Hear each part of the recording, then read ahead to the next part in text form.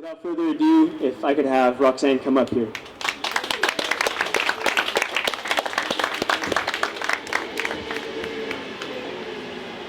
Ooh, if I didn't know my students love me that much. Best thing about coming to a brewery is all of you are drinking, so this makes it even more fun for me to talk because then everybody's really engaged and loose. Thank you for that wonderful introduction, Axel. I really appreciate it. Part of the reason that I really wanted to be here is I'm very passionate about dialogue. I'm very passionate about how we have conversations and how we engage in them. And where that started for me was really looking at how I identify myself. What is my identity?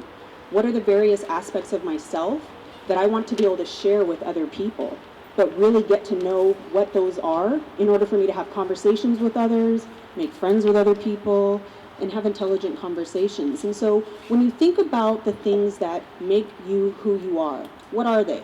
Can you give me some? My family. Family. Culture. What else? Culture. Culture. Passions, yeah. Where you're from. Where you're from. Spirituality. Spirituality. All really, really good ones, and many, many more. And so when we think about our family, our culture, our perhaps religion, spirituality, all of those things make up the way that we hold friendships, create friendships, and build community.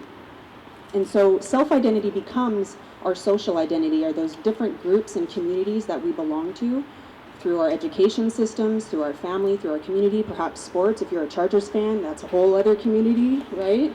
Yeah. And so our social identity is created from the very different facets of our life that we belong in. So all of us here, many of you are drinking beer. That's one way that we can socially identify with other people. And so each of you, as you were wandering around, checking out the raffle, checking out what you wanted to do, were participating in dialogue around different kinds of conversations, whether it was the beer, whether it was the raffle, whether it was just typical things that you are experiencing today. But our social identity is something that is really important in how we construct ourselves and how we show up with others. And in order for us to really be able to express ourselves, we want to be able to make sure that it's clear. So for me, the way that I think about my identity is the things that matter most to me, the things that I think about on a regular basis, that I also want to be able to go and meet other people who think about those things on a regular basis. And oftentimes, we don't get to find too many places for that, right? We live in a world right now that is very contentious with the political debates that are going on, the way that we have ostracized ourselves from different political factions. And so that has really changed the way that people engage in conversation. They don't want to talk about it anymore. I don't know about you, but I don't even want to turn on the news because it's so contentious. And that's the real significant difference about dialogue and debate is about this thing about I'm right and you're wrong, and I really have to wait for you to stop talking so I can tell you how wrong you are. I probably didn't even give a chance to listen to what you were actually saying. I just needed to make sure that you knew that I was right and you were wrong. That's not how I engage in conversation. Dialogue is something about inquiry. It's the way that we ask questions of ourselves, the way that we ask questions of others, so that we can get to know one another on a much, much deeper level. What are the things that matter to us? How do I want to show up in those conversations? Who do I want to be with that might still have a different viewpoint, but is willing to listen to what it is that I have to say, is willing to ask questions so that they can get to know at a much deeper level, why do I think that way? Why do I feel this way about a certain situation? That's where dialogue comes into play. This is an opportunity for us to engage in a space that's really about asking questions.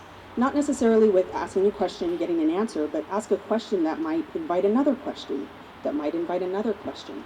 And so that's how we start to create knowledge collectively, is we pay attention to the things that matter, we ask questions about the things that matter, and we engage with other people about the things that may not necessarily matter to me, but if it matters to you, I might want to know more about it.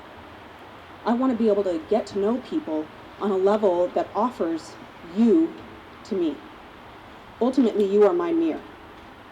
So the way that I project my identity is how I'm also going to see you.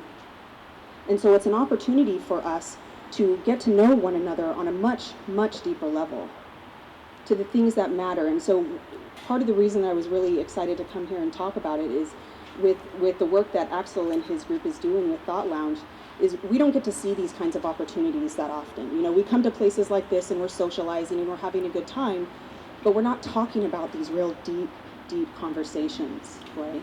It's typically not what you want to do when you're going out and enjoying a beer.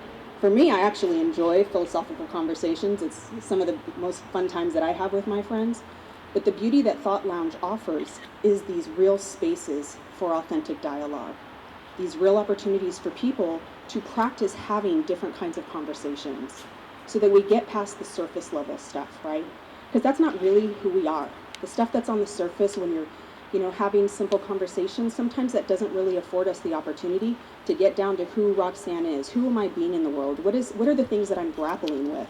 What are the things that bother me that I want to be able to talk about or get to know more about? And who are some of the people that I might be able to engage that are experts in that? Believe it or not, every single one of you is an expert in something that you probably are very, very passionate about talking about. But we don't create space for that. We watch TV. We stare at our cell phones. We create identity in social media that may necessarily not be us and who we are when you are in a physical space, but it's the way that we have created identity. So the beauty of what Thought Lounge offers is an opportunity to have those deeper thinking conversations. How can we collectively start making changes in the world if we're not creating spaces for that conversation?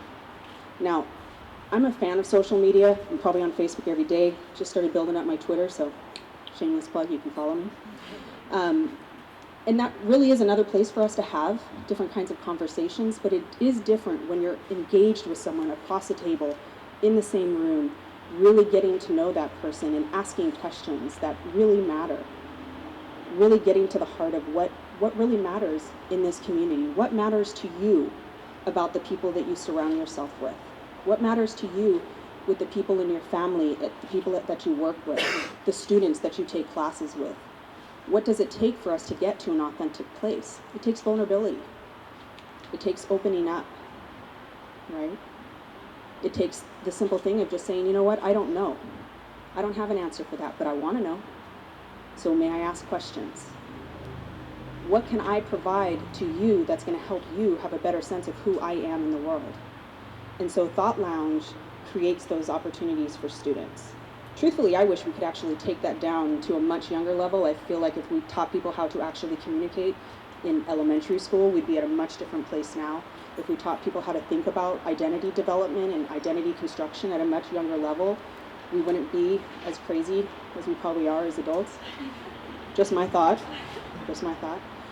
I've had some really powerful conversations with 10-year-olds, 12-year-olds, who are just so completely authentic because they're not blocked by these, obstacles that we as adults have created for ourselves.